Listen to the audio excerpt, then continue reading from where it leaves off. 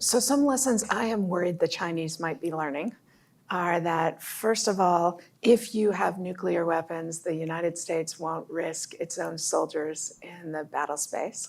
And so they might be able to pry us away from our allied commitments. A second lesson I might be tempted, if I were the Chinese, to draw is that if you move fast enough, you can get out ahead of the ability of free societies to have our policy discussion and orchestrate our attitudes. But I would be really worried if I were the Chinese looking at the collapse of the Russian military, right? We thought this was one of the, maybe even the second best military in the world, and turns out they're not even the second best military in the former Soviet Union.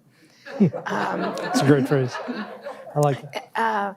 And if you haven't been fighting, the ability to adapt, which is such an important war-winning attribute of Western militaries, right? The description you gave of a crewed fighter orchestrating battle with uncrewed, we haven't seen any of that kind of operational sophistication out of the Russian military. It's true.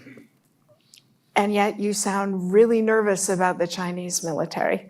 And so can you give us a sense of what you see the Chinese doing well that should convince us we should be a lot more worried about China than Russia has proven? What China's doing is, what they have done is they have shifted dramatically from the force that they had at one time to the force that they have today. The first thing they did was they took their army and they made it much smaller. And that freed up a lot of resources to do other things.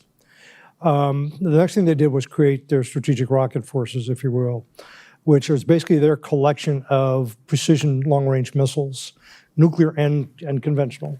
And the point of that was to have weapons that could target the high-value assets that the United States depends upon. That's forward air bases, of which we have a handful in the Pacific.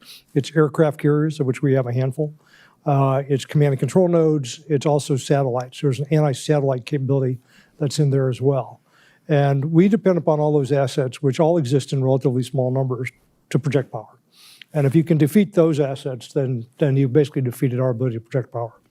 The other thing they did was create a strategic support force, which gives them a much more larger space-based capabilities as well as cyber capabilities.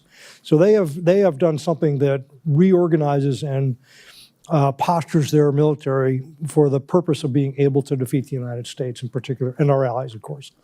And it's a fairly significant shift. They've also been unconstrained by culture in terms of what I'm going to call stovepipe interest across services in the modernization that they've done. They've done some very creative things, innovative from the operational side as well as innovative technically. One of them that we hear a lot of conversation about is hypersonics. They've invested fairly aggressively in hypersonics. They've done some other things to integrate their forces so that they work well together. Now, all of this is totally unproven. Your point earlier about how, the Chinese military hasn't been in a conflict for a very long time. They've certainly not tested these kinds of capabilities in a conflict at any scale or at all. So there are a lot of unknowns, and they should be very aware of that. They should be very aware of the uncertainty. There's also a lot of uncertainty about our capabilities. We have a lot of capabilities we don't advertise. So they may be taking the lesson that you're concerned about. Hopefully they're learning the lessons that I think are more valid that we'd prefer them to learn. You also mentioned nuclear weapons, and I think that nuclear weapons and the existence of nuclear weapons is something inevitably the decision makers take into account on all sides. They should. And they should. And so I'm not terribly troubled by that. I do think we need to think carefully about our nuclear posture, and I think the administration has done that and has a good path forward.